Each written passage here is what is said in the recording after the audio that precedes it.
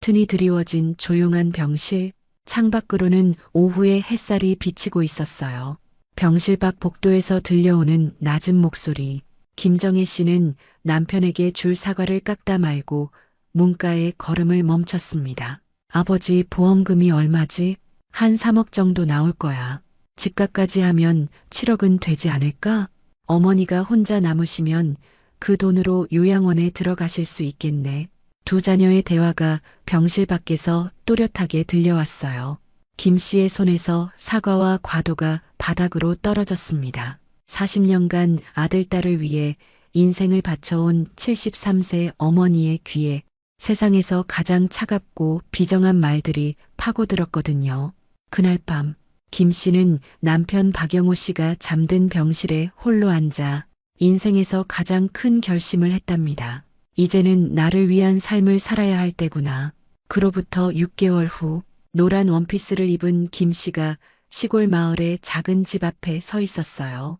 그 옆으로는 휠체어에 앉은 남편 박 씨가 환한 미소를 짓고 있었죠. 두 사람의 얼굴에는 어떤 평화로움이 깃들어 있었습니다. 병상에 누워있던 남편의 건강은 차츰 호전되고 있었고, 평생 순종적이었던 아내는 이제 당당하고 독립적인 모습으로 변해 있었거든요. 김정혜 씨, 지금은 73세의 당당한 노년을 살고 있지만 불과 몇 개월 전까지만 해도 그저 평범한 가정주부였어요. 서울 외곽의 아파트에서 평생을 살며 매일 아침 일찍 일어나 남편 도시락을 싸고 집안 청소와 빨래를 하는 것이 일상이었죠. 명절이면 시댁 친척들을 위해 며칠 동안 음식을 준비하고 자녀들의 학부모 모임에 빠짐없이 참석하며 가족 모두가 편안하게 지내도록 헌신했던 그런 여성이었답니다. 남편 박영호 씨는 중소기업에서 40년간 성실하게 일한 가장이었어요. 회사에서는 늘 첫 번째로 출근하고 마지막으로 퇴근하는 사람이었죠. 주말에도 종종 회사에 나가곤 했지만 김 씨는 단 한 번도 불평하지 않았어요. 그것이 가족을 위한 일이라 생각했으니까요. 두 사람의 결혼 생활은 파란만장했다기보다는 꾸준하고 안정적인 흐름으로 이어져 왔답니다. 아들 민석이와 딸 서연이는 부모의 자랑이었어요. 김 씨는 두 아이가 좋은 대학에 들어갈 수 있도록 밤늦게까지 옆에서 공부를 봐주었죠. 학원비를 마련하기 위해 아르바이트도 몇 년간 했었고요. 두 아이 모두 좋은 직장에 취직하고 결혼하는 모습을 보며 김 씨는 자신의 인생이 성공적이었다고 느꼈답니다. 자식들이 잘 되는 것이 곧 자신의 행복이라고 믿었으니까요. 그러나 행복도 잠시. 남편이 갑작스럽게 중병 진단을 받았어요. 퇴직 후 1년 만의 일이었죠. 정기 검진에서 발견된 질병이었는데 의사는 치료가 가능하지만 장기간의 요양이 필요하다고 했어요. 그때부터 김 씨의 간병 생활이 시작되었답니다. 매일 아침 남편이 좋아하는 죽을 끓이고 점심에는 병원에 들러 식사를 함께하고 저녁에는 남편이 필요로 하는 물품들을 준비했어요. 주말에는 하루 종일 병실에 머물며 남편의 손을 잡고 함께 TV를 보거나 책을 읽어주었죠. 힘든 내색 한 번 없이 곁을 지켰어요. 처음에 자식들도 걱정스러운 얼굴로 병원을 찾았지만 아버지의 병이 장기화되면서 점차 발길이 뜸해지기 시작했어요. 바쁜 일상을 핑계로 주말에 한 번 정도 얼굴을 비추는 정도였죠. 그래도 김 씨는 이해했어요. 아이들도 각자의 가정과 일이 있으니까요. 그저 남편이 빨리 건강을 회복하기만을 바라며 하루하루를 보냈답니다. 병원 생활이 4개월째 접어들던 그날, 우연히 들은 그 대화가 김 씨의 인생을 완전히 바꾸어 놓았어요. 평소처럼 남편을 위해 사과를 깎으며 병실로 향하던 순간 복도에서 나누는 자식들의 대화가 들려왔죠. 자식들이 남편의 보험금을 계산하고 집을 팔아 현금화하는 방법을 상의하고 그녀의 남은 인생을 요양원으로 정리하는 대화. 그것도 마치 남편의 죽음이 확정된 것처럼 너무나 차갑고 실무적인 어조로. 그 순간 김 씨의 심장은 얼어붙는 듯 했어요. 평생을 바쳐 키운 자식들에게 버림받는 기분이었어요. 하지만 더 큰 충격은 그동안 자신이 얼마나 주체성 없이 살아왔는지 깨달은 것이었죠. 항상 남편과 자식들의 필요를 우선시하며 자신의 욕구와 꿈은 뒤로 미뤄왔던 삶. 그렇게 살아온 세월이 무색하게 이제 자신은 그저 처리해야 할 대상이 되어 있었던 거예요. 남편 박 씨는 의사 말로는 말하기 힘들지만 의식은 또렷했어요. 긴 침묵 속에서도 눈빛으로 모든 것을 전할 수 있었죠. 그날 밤 김 씨가 눈물을 흘리며 병실에 앉아 있을 때 남편은 힘겹게 손을 뻗어 아내의 손을 꼭 잡아주었어요. 그리고 그 손에는 묵묵한 동의와 지지가 담겨 있었답니다. 마치 당신이 결정한 대로 해도 좋아라고 말하는 듯한 눈빛이었죠. 김 씨의 인생에서 가장 독립적인 결정은 바로 그 병실에서 시작되었어요. 평생 모아온 재산을 정리하고 서울의 아파트를 팔고 자신과 남편을 위한 새로운 삶을 계획하기로 한 결정. 그동안 한 번도 자신을 위해 살아본 적 없던 73세의 여성이 생애 처음으로 온전히 자신의 행복을 위한 선택을 했던 거였죠. 이제부터 들려드릴 이야기는 병상에서 자식들의 보험금 계산을 듣고 인생의 가장 큰 전환점을 맞이한 한 여성의 이야기예요.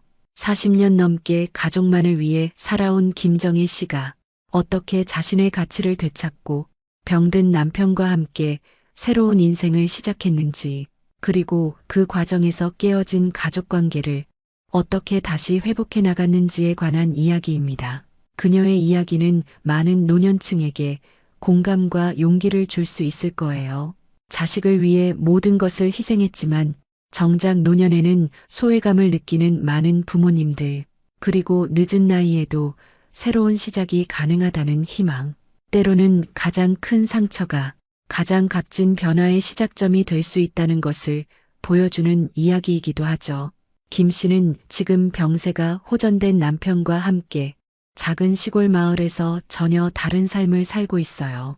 도시의 아파트를 떠나 텃밭이 있는 단층 집에서 요양원에 갇힐 뻔했던 두 노인이 오히려 더 자유롭고 행복한 삶을 찾아가고 있었죠. 그런데 과연 그 결정이 쉽게 이루어진 것일까요? 자식들은 어떤 반응을 보였을까요? 그리고 40년 넘게 순종적으로 살아온 아내가 갑자기 독립적인 결정을 내리기까지 어떤 내적 갈등이 있었을까요? 김정혜 씨와 박영호 씨의 이야기, 인생 후반전에 맞이한 예상치 못한 변화와 성장, 그 여정 속에서 다시 찾은 부부의 사랑과 진정한 가족의 의미에 대해 함께 생각해 보는 시간을 가져볼게요. 병실 문 앞에서 그 대화를 들은 후 김정혜 씨는 그날 밤 잠을 이루지 못했어요. 병원 구내 카페에 홀로 앉아 식어가는 커피를 바라보며 지난 시간을 돌아봤죠. 40년 전 24살의 꽃다운 나이에 남편을 만났던 날이 떠올랐어요. 친구의 소개로 만난 첫 번째 선자리였죠. 당시 중소기업에 갓 취직한 신입사원이었던 박영호 씨는 빨간 넥타이를 메고 나타나 수줍게 웃었던 기억이 납니다. 그때만 해도 두 사람 앞에 놓인 40년이라는 시간을 어떻게 상상이나 할 수 있었을까요? 결혼 초기에는 작은 월세방에서 시작했어요.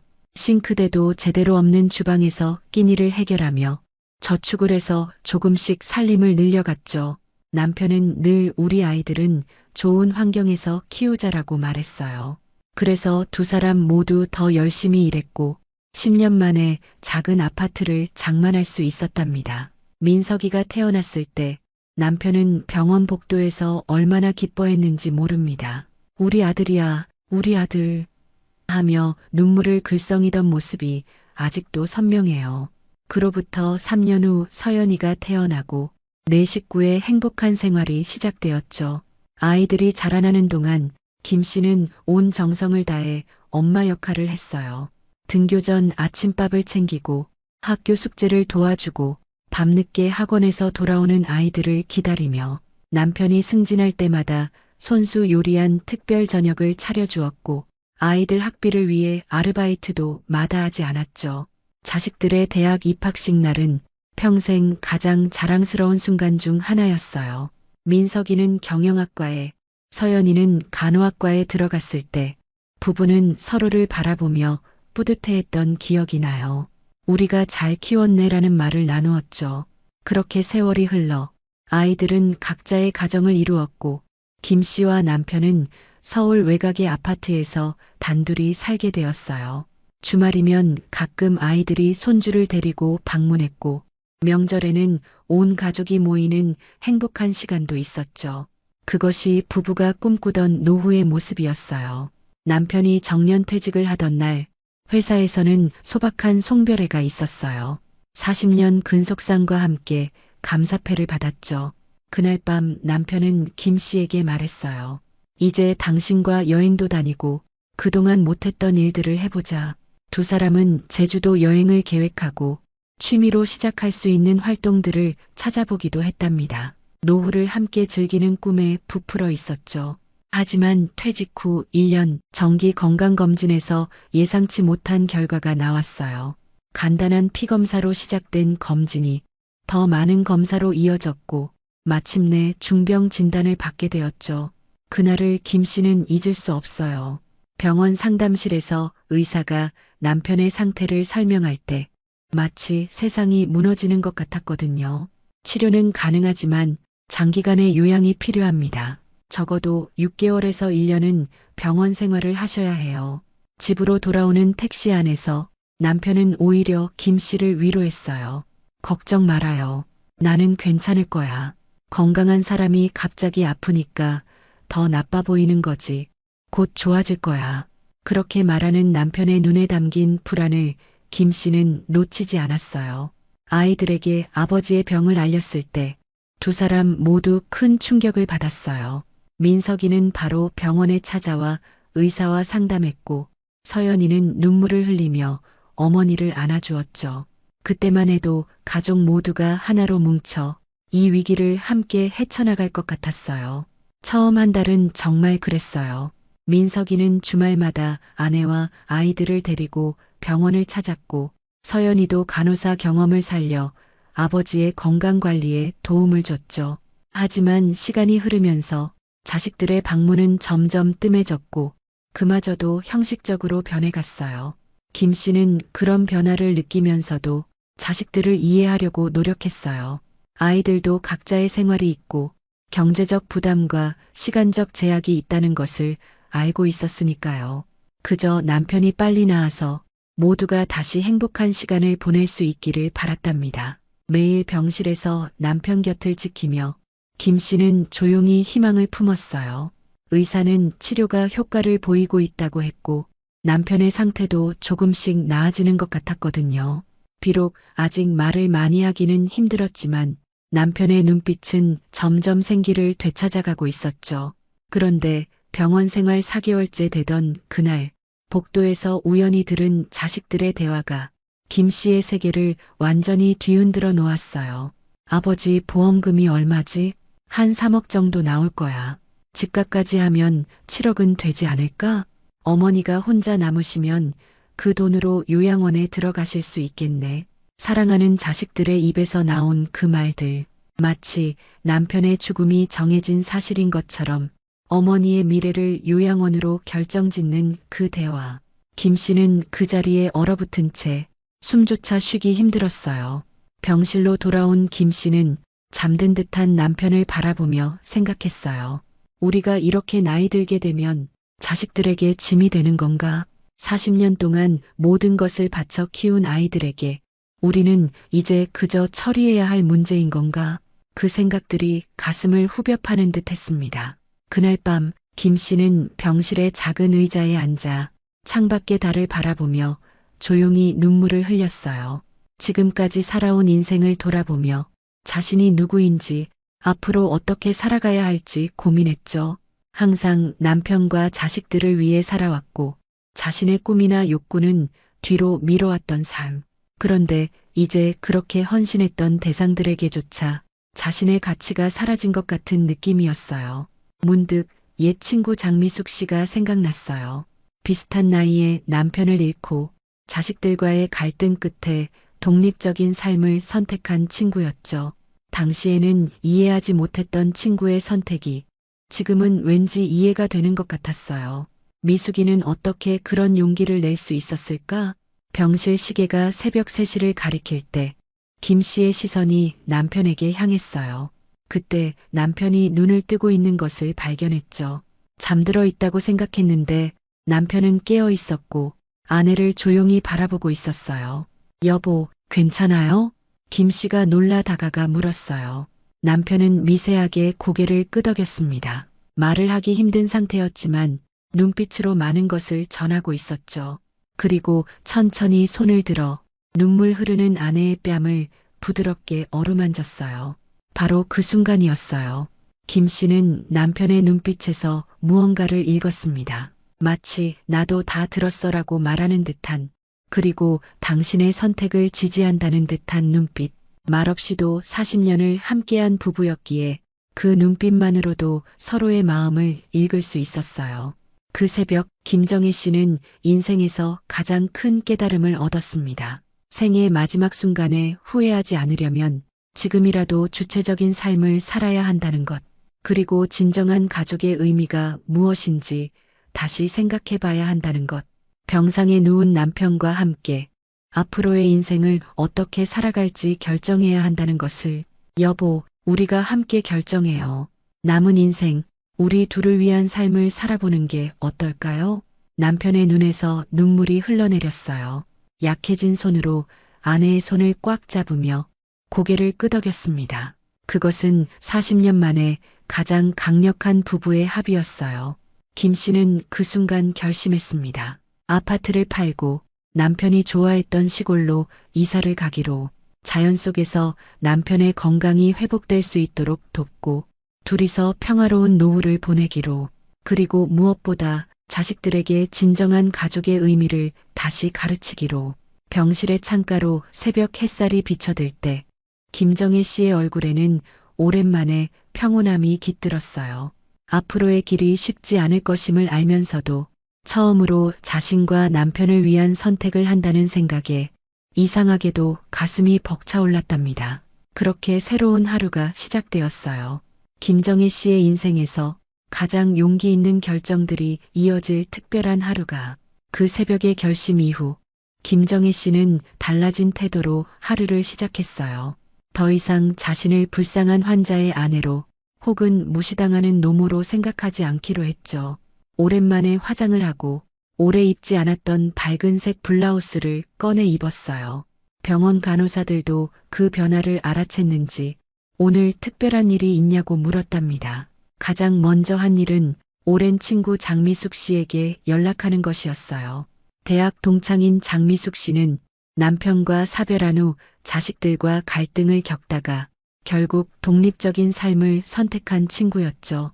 당시에는 이해하지 못했던 친구의 선택이 지금은 다르게 보였어요. 오랜만이네. 점심이라도 같이 할까? 친구에게 전화를 걸었을 때 장미숙 씨는 깜짝 놀란 목소리였어요. 김 씨가 먼저 연락한 것은 정말 오랜만이었으니까요. 두 사람은 병원 근처 작은 카페에서 만나기로 했답니다. 병원을 잠시 비우기 전 김 씨는 남편에게 이야기했어요. 친구를 만나고 오겠다고, 그동안 간호사가 돌봐줄 거라고. 남편은 눈을 깜빡이며 알겠다는 듯 고개를 끄덕였죠. 그 작은 제스처에서도 김 씨는 힘을 얻었어요. 남편이 자신의 결정을 지지해준다는 느낌이 들었거든요. 도심의 작은 카페에서 두 오랜 친구가 마주 앉았어요. 장미숙 씨는 여전히 세련된 모습이었죠. 70대의 나이가 믿기지 않을 정도로 활기찬 모습이었고 말투에도 자신감이 넘쳤어요. 정희야, 무슨 일이야? 얼굴이 달라 보여. 김 씨는 망설임 없이 모든 것을 털어놓았어요.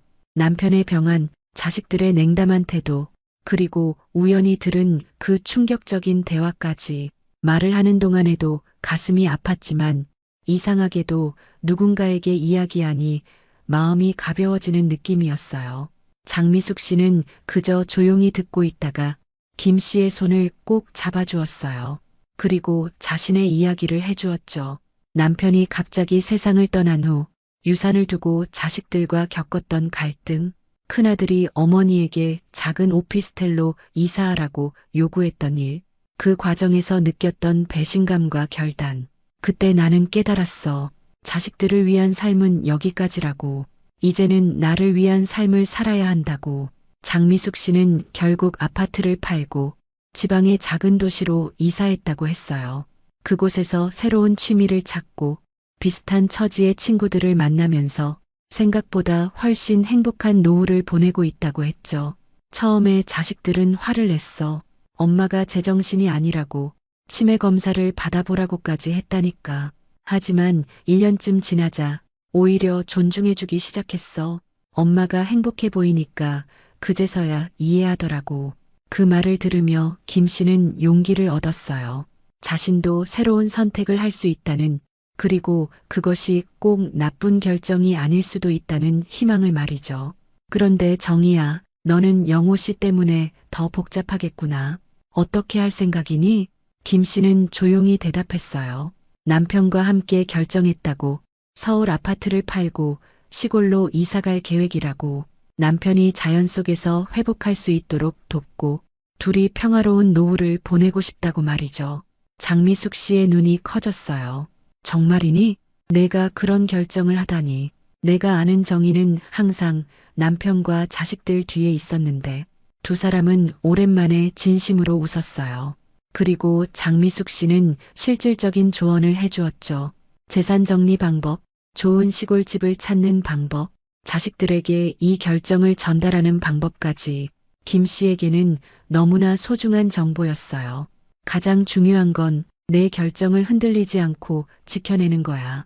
자식들은 분명 반대할 테니까 내 행복을 위한 일임을 잊지 마. 카페에서 나오며 장미숙 씨는 김 씨를 꼭 안아주었어요. 다시 용기 내줘서 고마워. 우리 친구로서 서로 의지하면서 살자. 병원으로 돌아오는 길, 김 씨의 마음은 한결 가벼워져 있었어요. 이제 구체적인 계획을 세울 차례였죠. 집에 가서 서류를 찾아보고 부동산에 문의하고 시골집을 알아봐야 했어요. 하지만 그 전에 자식들의 진짜 생각을 더 알아볼 필요가 있었죠. 다음 날부터 김 씨는 마치 아무것도 모르는 것처럼 행동하기로 했어요. 하지만 이제는 모든 상황을 더 객관적으로 관찰했죠. 민석이가 주말에 병원을 찾았을 때 그의 말과 행동 하나하나를 유심히 살폈어요. 어머니, 아버지 상태는 어때요? 의사 선생님이 뭐라고 하던가요? 평소 같았으면 그저 의사의 소견을 전달했을 테지만 이번에는 다른 질문을 던졌어요. 민석아, 내 생각에는 아버지가 어떻게 될 것 같니? 아들의 표정이 순간 굳어졌어요. 잠시 머뭇거리다가 의사가 최선을 다하고 있으니 지켜봐야 한다고 답했죠. 그리고 곧 화제를 바꾸었어요. 어머니의 건강은 어떤지, 간병으로 힘들지 않은지 물으면서 김 씨는 아들의 그 행동이 진심 어린 걱정인지 아니면 다른 의도가 있는지 가늠하려 했어요. 서연이도 비슷했어요. 전화로 안부를 물으면서 아버지의 상태보다는 어머니가 힘들지 않은지, 도움이 필요하지 않은지를 더 자주 물었죠. 한 번은 이런 말도 했어요. 어머니, 너무 무리하지 마세요. 혹시 아버지 상태가 더 나빠지면 그때를 대비해서 우리가 의논해야 할 것 같아요. 그 말을 들으며 김 씨는 쓴웃음을 지었어요. 그때라는 것이 무엇을 의미하는지 이제는 너무나 명확히 알 수 있었으니까요.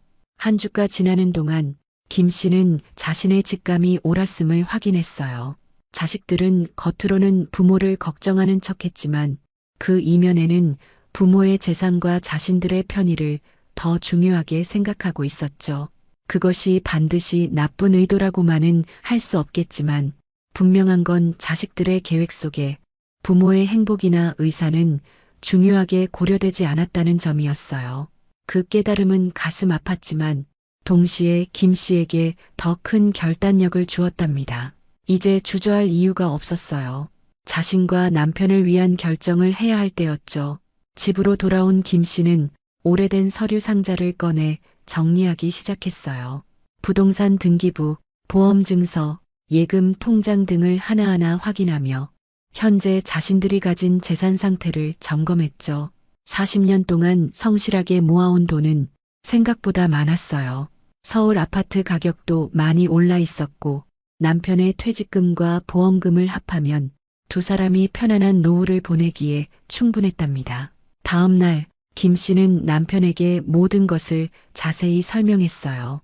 의사가 남편의 의식은 또렷하다고 했으니 모든 결정을 함께 하고 싶었거든요.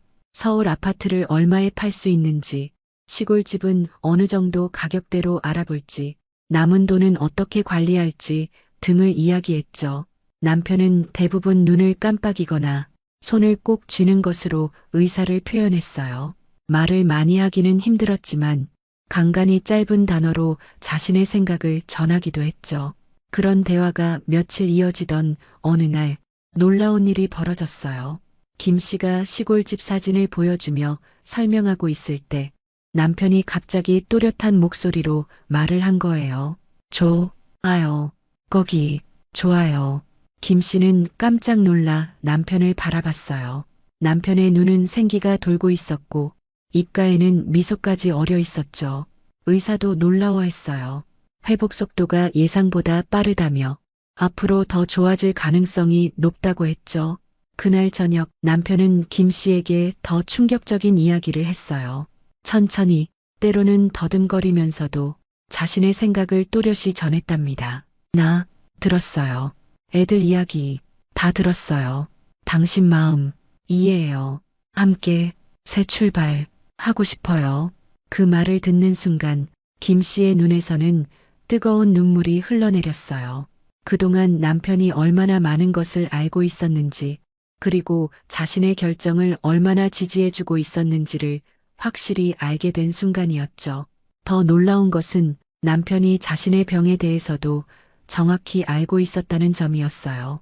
의사가 처음에는 심각하게 보았지만 치료 효과가 예상보다 좋아서 회복 가능성이 높아졌다는 것도 알고 있었죠.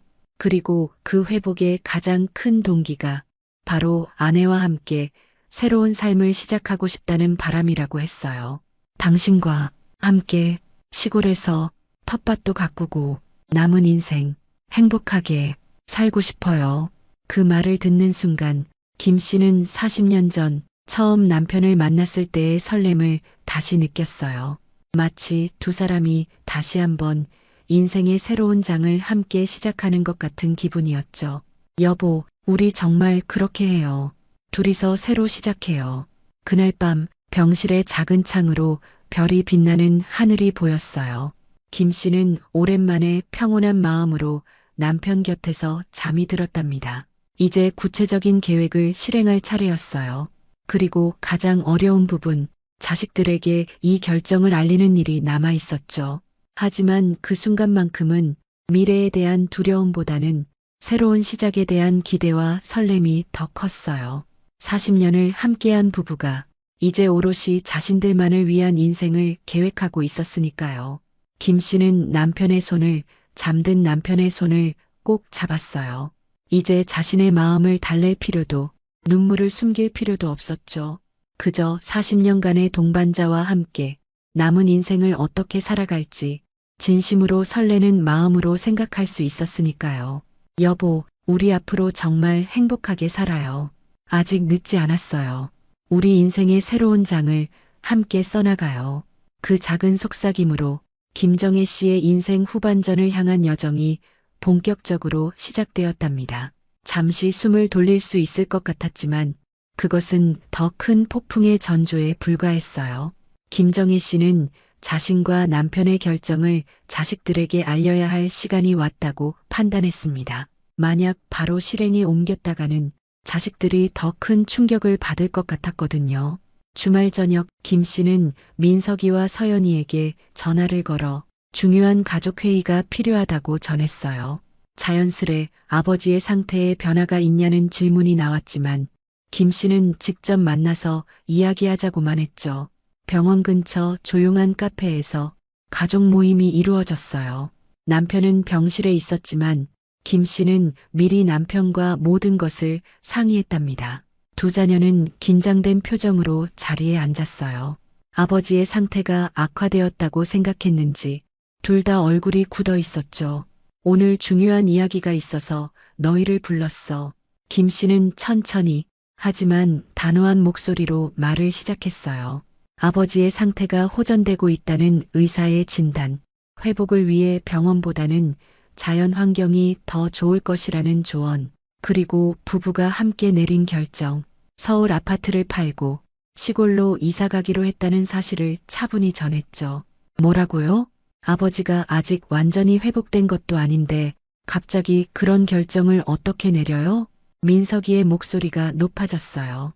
서연이도 놀란 표정이었지만 일단은 조용히 상황을 지켜보는 듯 했죠. 이건 갑작스러운 결정이 아니야. 아버지와 나는 오랫동안 이야기했고 둘 다 같은 생각이야. 우리가 남은 인생을 어떻게 살고 싶은지 진지하게 고민한 결과란다. 민석이의 얼굴이 점점 붉어졌어요. 어머니, 아버지가 지금 정상적인 판단을 하실 수 있는 상태가 아니잖아요. 그리고 어머니도 요즘 너무 스트레스를 많이 받으셔서 냉정한 결정을 내리기 어려울 거예요. 김 씨는 아들의 그 말에 마음이 아팠어요. 마치 자신이 정신적으로 불안정하다고 말하는 것 같았으니까요. 하지만 평정심을 유지하려 노력했어요. 민서가, 나는 73살이지만 정신은 또렷해. 그리고 내 아버지도 의식이 명료하시단다. 이건 우리 부부가 함께 내린 결정이야. 서연이가 조심스럽게 물었어요. 어머니, 정말 그게 최선일까요? 아버지는 아직 의료진의 관찰이 필요하시고 시골에서는 제대로 된 치료를 받기 어려울 텐데 김 씨는 딸의 걱정에는 진심이 담겨 있다고 느꼈어요. 그래서 더 자세히 설명해 주었죠. 의사가 남편의 상태가 안정적이라고 판단했다는 것, 정기적으로 가까운 병원에서 검진을 받을 계획이라는 것, 그리고 무엇보다 남편이 자연 속에서 더 빨리 회복될 수 있다고 믿는다는 것을, 무엇보다 우리는 남은 인생을 의미 있게 살고 싶구나. 아버지도 그걸 원하셔. 그러자 민석이가 갑자기 본심을 드러냈어요. 그런데 왜 갑자기 집을 팔겠다는 결정을 하신 거예요? 그 집은 우리 가족의 추억이 담긴 곳인데 어머니 혼자 결정하실 문제가 아니잖아요. 김 씨는 그 말 속에 담긴 진짜 의미를 알았어요. 집은 자식들에게 상속될 재산이었고 그것이 팔린다는 사실이 민석이를 불안하게 만들고 있었던 거죠. 그래, 집에는 우리 가족의 추억이 많지. 하지만 그 집은 너희 아버지와 내가 평생 일해서 마련한 거란다. 우리가 어떻게 활용할지 결정할 권리가 있어. 민석이의 표정이 더욱 굳어졌어요. 어머니, 지금 판단력이 흐려지신 것 같아요. 잠시 시간을 두고 다시 생각해 보시는 게 어떨까요? 우리가 좀 더 자주 찾아뵙고 어머니의 부담을, 간병 부담을 덜어드릴게요. 김 씨는 아들의 그 말에서 진정성을 느끼지 못했어요. 오히려 자신의 결정을 막기 위한 회유처럼 들렸죠. 그동안 병원에 자주 오지 않던 아들이 갑자기 자주 찾아오겠다는 약속을 하는 것이 의심스러웠어요. 고맙지만 우리 결정은 확고해. 이미 부동산에 의뢰했고 시골집도 몇 군데 알아보고 있단다. 서연이가 충격받은 표정으로 물었어요. 벌써요? 어머니, 이렇게 갑작스럽게 진행하시면 나중에 후회하실 수도 있어요. 좀 더 천천히 생각해 보시면 안 될까요? 김 씨는 딸의 말에는 진짜 걱정이 담겨 있다고 느꼈어요. 그래서 좀 더 부드럽게 대답했죠. 서연아, 걱정해줘서 고마워. 하지만 이건 갑작스러운 결정이 아니야. 너희 아버지와 나는 오랫동안 은퇴 후의 삶에 대해 이야기해왔어. 시골에서 텃밭도 가꾸고 조용히 살고 싶다는 꿈이 있었단다. 그때 민석이가 갑자기 화를 내며 자리에서 일어났어요. 어머니, 지금 무슨 말씀을 하시는 건지 모르겠어요. 집을 파시겠다고요? 그럼 그 돈은 어떻게 하실 건데요? 혹시 누가 어머니를 이용하는 건 아닌가요? 김 씨는 아들의 그 말에 깊은 상처를 받았어요. 마치 자신이 누군가에게 속아 넘어갈 만큼 판단력이 없는 사람처럼 취급받는 기분이었으니까요. 하지만 차분함을 유지하려 노력했어요. 민서가, 그 말은 너무하구나. 나는 내 어머니이고 73년을 살아온 어른이야. 내 결정을 존중해 주었으면 좋겠구나. 서연이가 중재하려 했지만 상황은 이미 격앙되어 있었어요. 민석이는 어머니가 정신적으로 불안정한 상태라며 심지어 치매 검사를 받아보라는 말까지 했죠. 그 말을 들은 김 씨의 눈에서 눈물이 흘러내렸어요. 평생 자식들을 위해 살아왔는데 이제는 자신의 판단력까지 의심받고 있었으니까요. 하지만 그 눈물은 슬픔보다는 결심을 더욱 굳게 하는 눈물이었답니다. 더 이상 할 말이 없구나. 내일 변호사를 만나서 모든 법적 절차를 진행할 거야. 너희들이 내 결정을 막을 수는 없어. 김 씨는 일어나 카페를 나왔어요. 뒤에서 자식들이 부르는 소리가 들렸지만 더 이상 돌아보지 않았죠. 병원으로 돌아온 김 씨는 남편에게 모든 일을 이야기했어요. 남편은 아내의 손을 꼭 잡아주었죠. 괜찮아요. 우리 함께 이겨낼 거예요. 그날 밤 병실에서 잠을 청하는 김 씨의 머릿속은 복잡했어요. 자식들을 이해할 수 없지만 한편으로는 그들의 입장도 생각해 보려 했죠. 아마도 갑작스러운 결정에 놀랐을 수도 있고 부모님을 진심으로 걱정하는 마음도 있었을 거예요. 하지만 그들의 반응 속에는 분명 재산에 대한 걱정도 함께 담겨 있었답니다. 다음 날 아침 김 씨는 변호사 사무실을 방문했어요. 모든 법적 절차와 필요한 서류에 대해 상담했죠. 변호사는 자신과 남편의 의사결정 능력이 온전하다는 것을 증명하는 것이 중요하다고 조언했어요. 그래서 김 씨는 바로 병원에서 남편과 자신의 정신 능력 평가를 받기로 했죠. 그런데 병원으로 돌아왔을 때 충격적인 상황을 마주했어요. 민석이가 의사와 이야기를 나누고 있었고 심지어 어머니의 정신 상태를 검사해달라고 요청하고 있었던 거예요. 어머니가 갑자기 집을 팔겠다고 하시는데 저희는 어머니가 스트레스로 인해 판단력이 흐려진 것 같아 걱정됩니다. 혹시 치매 초기 증상일 수도 있지 않을까요? 그 말을 우연히 들은 김 씨는 가슴이 무너지는 듯한 느낌이었어요. 자신의 아들이 의사에게 어머니를 정신적으로 불안정한 사람으로 몰아가고 있었으니까요. 김 씨는 그 자리에 서서 단호하게 말했어요. 민석아, 내가 그렇게까지 할 줄은 몰랐구나. 민석이는 깜짝 놀라 뒤를 돌아봤어요. 어머니, 제가 어머니를 위해서 그러는 거예요.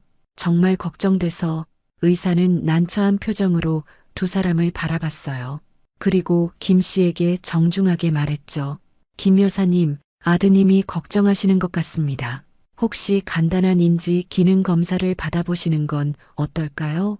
그러면 모든 오해가 풀릴 수 있을 것 같은데요. 김 씨는 잠시 생각하다가 고개를 끄덕였어요. 좋아요. 검사를 받겠습니다. 제 아들이 안심할 수 있다면요. 검사 결과는 당연히 정상이었어요. 의사는 민석이에게 어머니의 인지 기능이 또렷하며 나이에 비해 매우 양호하다고 설명했죠. 민석이는 당황한 표정이었지만 여전히 어머니의 결정에 동의하지 않는 모습이었어요. 그날 오후 서연이가 혼자 병원을 찾아왔어요. 동생다운 솔직한 태도로 어머니에게 사과했죠. 어머니, 정말 죄송해요. 오빠가 너무 심했어요. 저도 처음엔 놀랐지만 어머니와 아버지의 결정을 존중해야 한다고 생각해요. 김 씨는 딸의 그 말에 조금 위안을 받았어요. 그리고 더 자세히 설명해 주었죠. 집을 팔아서 시골로 이사하는 것이 결코 자식들을 피하거나 재산을 날리려는 것이 아니라 진정으로 남편과 함께 평화로운 노후를 보내고 싶은 소망이라고 서연이는 천천히 이해하기 시작했어요. 그리고 한 가지 제안을 했죠. 어머니, 급하게 진행하지 마시고 일단 시골집을 임대해서 살아보시는 건 어떨까요? 그래서 정말 그곳에서 살고 싶으시다면 그때 서울집을 파시는 거예요. 김 씨는 딸의 제안을 진지하게 고려했어요. 하지만 임대는 임시 방편일 뿐이라고 생각했죠. 새로운 삶을 시작하려면 과감한 결단이 필요하다고 믿었거든요. 고맙구나. 하지만 우리는 결정했어. 변화가 필요한 때야. 너희 아버지도 그렇게 원하신단다. 서연이는 어머니의 손을 잡고 말했어요. 알겠어요. 저는 어머니의 결정을 존중할게요. 다만 오빠를 설득할 시간이 좀 필요해요. 오빠도 결국에는 이해하게 될 거예요. 그 말을 듣는 순간 김 씨의 마음에 작은 희망이 생겼어요. 적어도 딸과는 화해의 가능성이 보였으니까요. 그런데 그날 저녁 갑작스러운 일이 벌어졌어요. 면회를 마치고 나오던 김 씨가 아들과 부동산 중개인으로 보이는 사람이 대화하는 것을 목격한 거예요. 민석이가 중개인에게 부모님의 아파트 매매에 관한 이야기를 하고 있었죠. 어머니가 갑자기 집을 팔겠다고 하시는데 지금은 판단력이 흐려진 상태예요. 혹시 집이 매물로 나오면 연락 주세요. 제가 다른 방법으로 해결하려고요. 그 말을 들은 김 씨는 충격을 받았어요. 아들이 자신의 결정을 무효화하려는 시도를 하고 있었던 거죠. 김 씨는 그대로 두 사람 앞으로 다가갔어요. 민석아, 내가 이렇게까지 할 줄은 몰랐구나. 민석이는 깜짝 놀라 뒤를 돌아봤어요. 부동산 중개인은 난처한 표정으로 자리를 피했죠. 어머니, 오해하지 마세요. 저는 그저 김 씨는 아들의 말을 끊었어요. 더 이상 변명하지 마라. 내일 아침에 변호사와 함께 올 테니 내 아버지와 나 사이에 끼어들지 말아라. 병실로 돌아온 김 씨는 너무나 큰 충격과 스트레스로 가슴이 아팠어요. 그리고 그 상황을 지켜보던 남편도 분노와 실망감으로 혈압이 크게 올랐죠. 갑자기 남편의 상태가 나빠지기 시작했어요. 얼굴이 붉어지고 호흡이 가빠지고 의식이 흐려지는 듯했죠. 김 씨는 황급히 의료진을 불렀어요. 의사는 남편이 스트레스로 인해 일시적으로 상태가 악화되었다고 진단했어요. 다행히 큰 위험은 아니었지만 안정이 필요한 상황이었죠. 병상에 누운 남편의 손을 잡고 김 씨는 죄책감에 휩싸였어요. 자신의 결정이 남편에게 스트레스를 주었다고 생각했거든요. 하지만 남편은 희미하게 눈을 뜨고 아내의 손을 꼭 잡으며 말했어요. 포기하지 마요. 우리 함께 할 거예요. 그 말을 들은 김 씨의 눈에서 눈물이 흘러내렸어요. 그리고 더 강한 결심이 생겼답니다. 이제는 남편과 자신의 행복을 위해 어떤 어려움이 있어도 이겨내야 한다고. 그날 밤 병실의 작은 창으로 비치는 달빛 아래 김 씨는 조용히 기도했어요. 남편의 빠른 회복과 가족 모두가 서로를 이해하고 화해할 수 있기를, 그리고 무엇보다 자신의 결정을 끝까지 지켜낼 수 있는 용기를 달라고. 모든 것이 끝난 듯 했어요. 하지만 진짜 중요한 순간은 이제부터였답니다. 김정혜 씨는 남편의 상태가 다시 안정되기를 기다렸어요. 하루 이틀이 지나자 다행히 남편의 건강이 조금씩 회복되었죠. 의사도 놀라워했어요. 회복력이 정말 좋으세요. 이런 의지가 있으시니 곧 퇴원도 가능할 것 같습니다.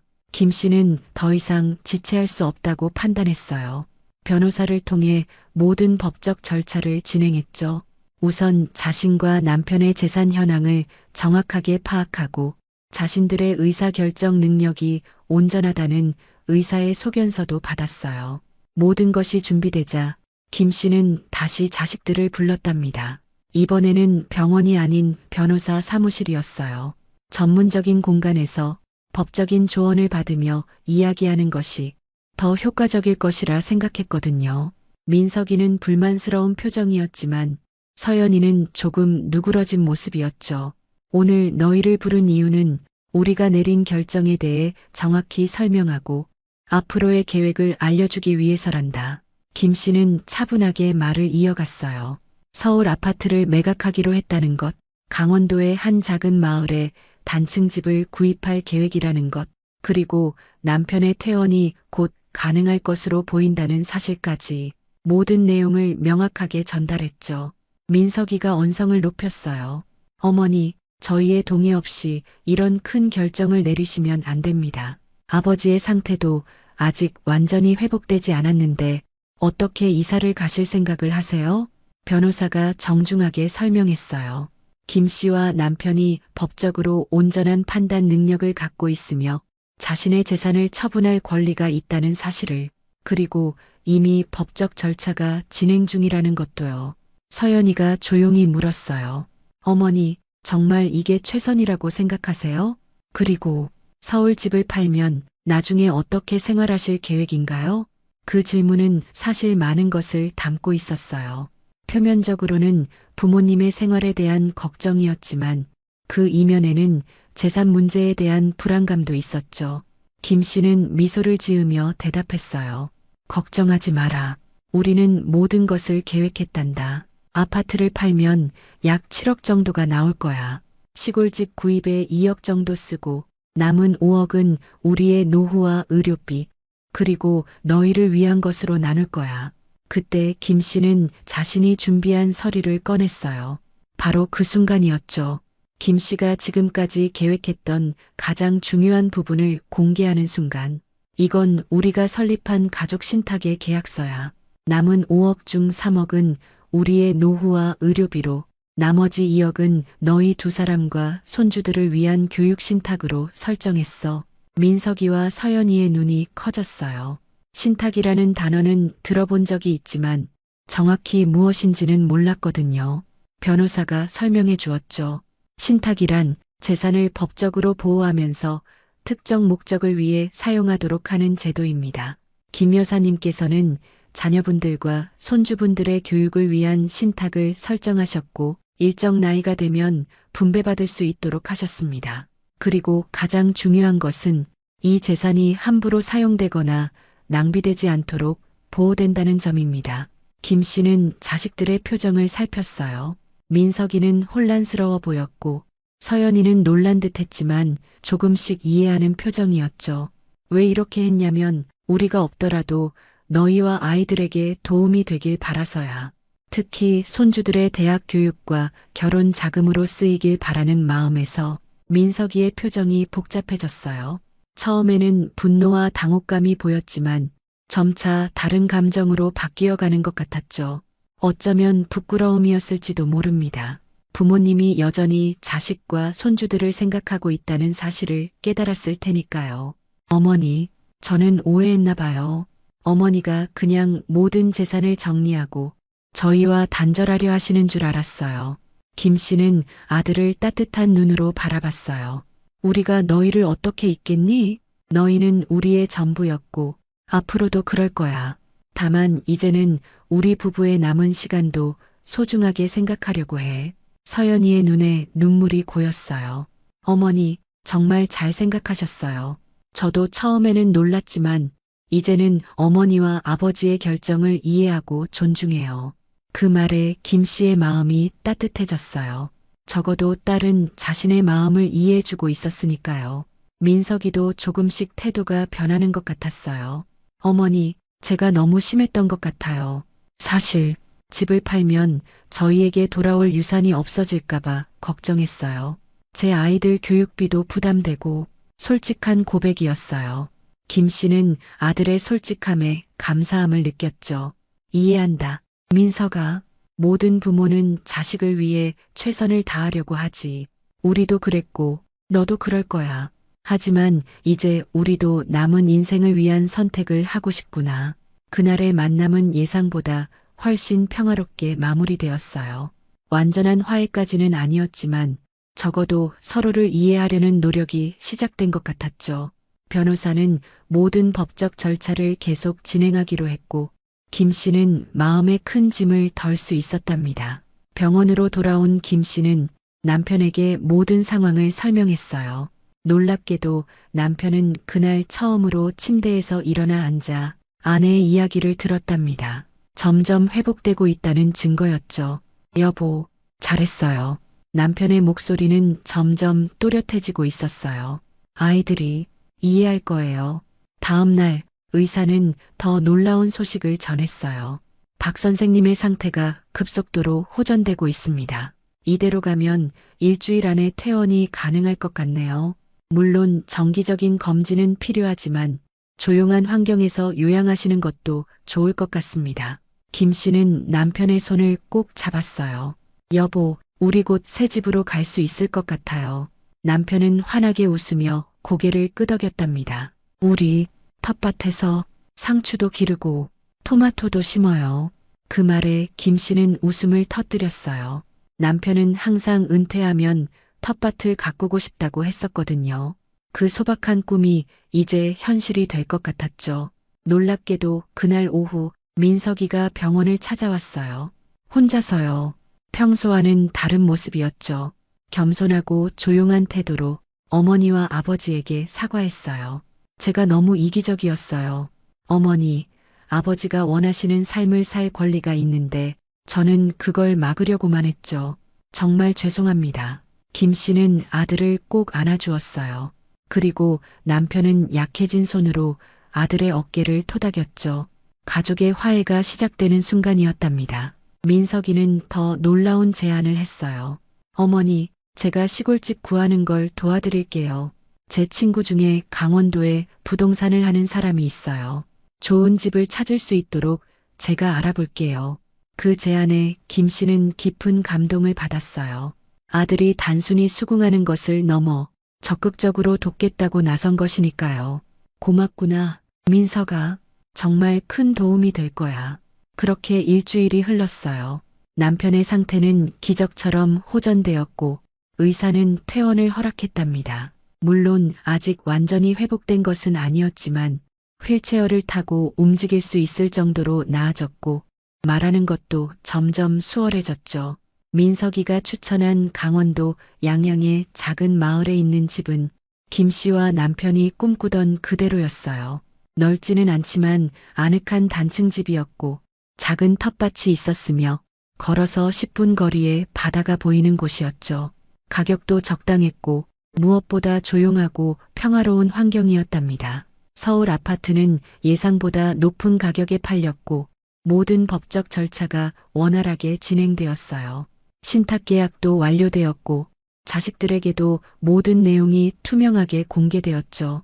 퇴원 하루 전날 밤 김 씨는 병실 창가에 서서 별을 바라봤어요. 지난 몇 개월간의 일들이 주마등처럼 스쳐 지나갔죠. 병실에서 자식들의 대화를 우연히 들었던 그 순간부터 지금까지의 모든 일들, 인생에서 가장 큰 시련이자 가장 큰 성장의 시간이었다고 느꼈어요. 남편이 김 씨를 불렀어요. 여보, 이제는 목소리가 훨씬 또렷해져 있었죠. 고마워요. 당신이 내 인생의 가장 큰 축복이에요. 그 말을 듣는 순간 김 씨의 눈에서는 뜨거운 눈물이 흘러내렸어요. 40년이 넘는 결혼 생활 동안 이렇게 직접적으로 사랑을 표현하는 남편은 처음이었거든요. 여보, 저도 당신이 있어 행복해요. 이제 우리 새로운 시작을 함께해요. 다음 날 아침 퇴원하는 날이었어요. 민석이와 서연이 그리고 손주들까지 모두 병원에 모였죠. 마치 작은 축하 파티 같았어요. 서연이는 꽃다발을 가져왔고 민석이는 아버지를 위한 편한 옷을 준비했답니다. 손주들은 할아버지께 그린 그림을 선물했고요. 남편은 휠체어에 앉아 모두를 바라보며 미소 지었어요. 그의 눈에는 생기가 돌아와 있었고 얼굴에는 건강한 혈색이 돌고 있었죠. 감사해요. 모두 짧지만 따뜻한 인사였어요. 병원을 나서는 순간 김 씨는 가슴이 벅차올랐어요. 이제 정말 새로운 인생이 시작되는 것 같았거든요. 서울에서의 오랜 생활을 뒤로하고 시골에서의 새로운 삶, 두렵기도 했지만 그 어느 때보다 설레는 마음이었답니다. 차에 오르기 전 김 씨는 잠시 뒤를 돌아봤어요. 지난 몇 개월간 생활했던 병원을 바라보며 생각했죠. 여기서 우리의 인생이 바뀌었구나. 남편은 아내의 손을 꼭 잡았어요. 아무 말 없이도 서로의 마음을 알 수 있었죠. 두 사람의 눈빛 속에는 새로운 시작에 대한 기대와 설렘, 그리고 40년을 함께한 부부로서의 깊은 신뢰가 담겨 있었답니다. 출발할까요? 민석이가 운전석에서 물었어요. 김 씨는 환하게 웃으며 고개를 끄덕였어요. 그래, 이제 출발하자. 그렇게 김정혜 씨와 박영호 씨의 인생 후반전을 향한 여정이 본격적으로 시작되었답니다. 그렇게 오랜 기다림과 갈등은 끝이 났어요. 이제 남은 것은 새로운 시작이었죠. 강원도 양양의 작은 마을, 바다가 보이는 언덕 위의 단층집, 김정혜 씨와 박영호 씨의 새로운 보금자리였어요. 이사 첫날, 민석이와 서연이가 가족들을 데리고 와서 도와주었죠. 짐을 나르고 가구를 배치하고 텃밭에 첫 모종을 심는 일까지 오랜만에 온 가족이 함께하는 시간이었어요. 집앞 마당에 놓인 평상에서 식구들이 둘러앉아 점심을 먹는 모습은 마치 오래전 가족 소풍 같은 느낌이었죠. 손주들은 새로운 환경에 신이 나서 뛰어다녔고 서연이는 어머니에게 텃밭 가꾸는 법을 설명해 주었어요. 민석이는 아버지의 휠체어를 밀며 주변을 산책시켜 드렸고요. 그날 저녁 모두가 돌아간 후 김 씨와 남편은 조용히 앉아 바다를 바라봤어요. 저무는 해가 수평선 너머로 사라지며 하늘을 붉게 물들이고 있었죠. 여보, 우리 정말 여기서 살게 되는 거예요? 남편이 믿기지 않는다는 듯 물었어요.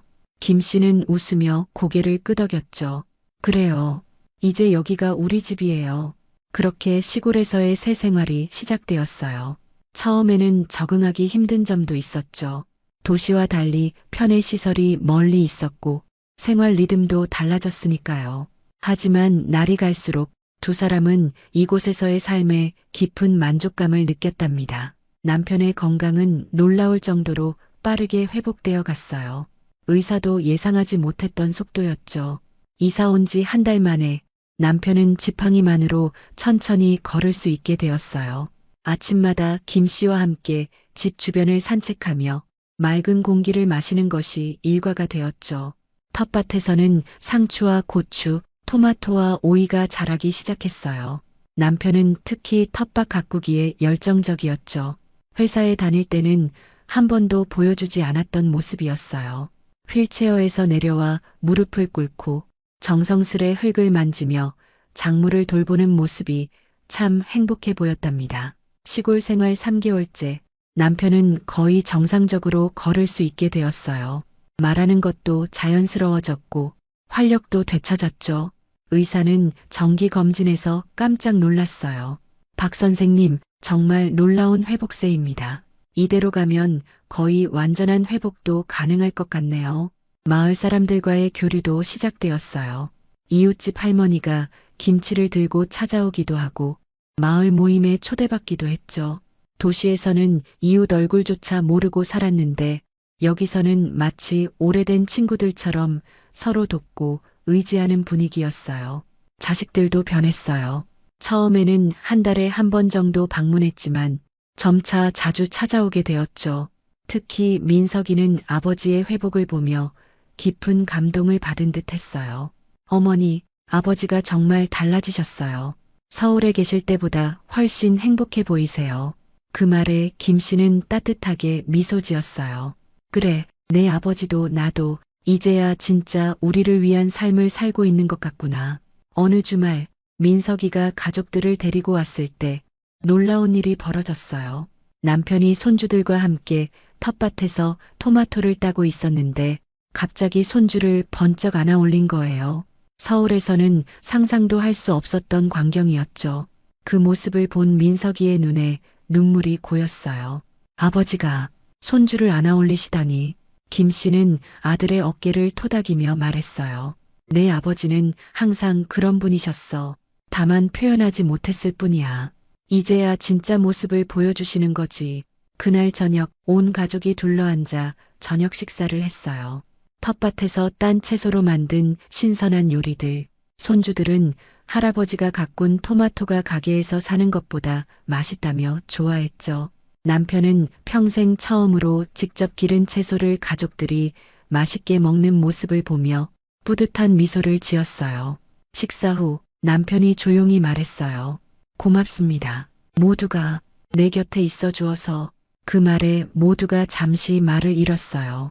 항상 말수가 적고 감정 표현이 서툴렀던 아버지가 이렇게 마음을 열어 보이는 것은 처음이었으니까요. 서연이가 눈물을 글썽이며 말했어요. 아버지, 저희가 더 감사해요. 이렇게 행복한 모습을 볼 수 있어서요. 그렇게 시간은 흘러 시골 생활 1년이 되었어요. 남편은 거의 완전히 회복되어 이제는 혼자서도 마을 산책을 할 수 있을 정도가 되었죠. 텃밭은 더욱 풍성해져서 이웃들과 농작물을 나누기도 했어요. 김 씨도 새로운 취미를 찾았답니다. 마을의 노인대학에서 시작한 수채화 교실, 젊었을 때 한 번도 시도해보지 못했던 그림 그리기를 통해 새로운 자신을 발견하게 되었죠. 매주 바다와 산, 마을의 풍경을 그리며 보내는 시간은 그녀에게 특별한 기쁨을 주었어요. 가장 놀라운 변화는 가족 관계였어요. 서울에 살 때는 명절이나 특별한 날에만 만났지만 이제는 자식들이 번갈아 가며 거의 매주 찾아왔죠. 어머니, 여기 오면 마음이 편해져요.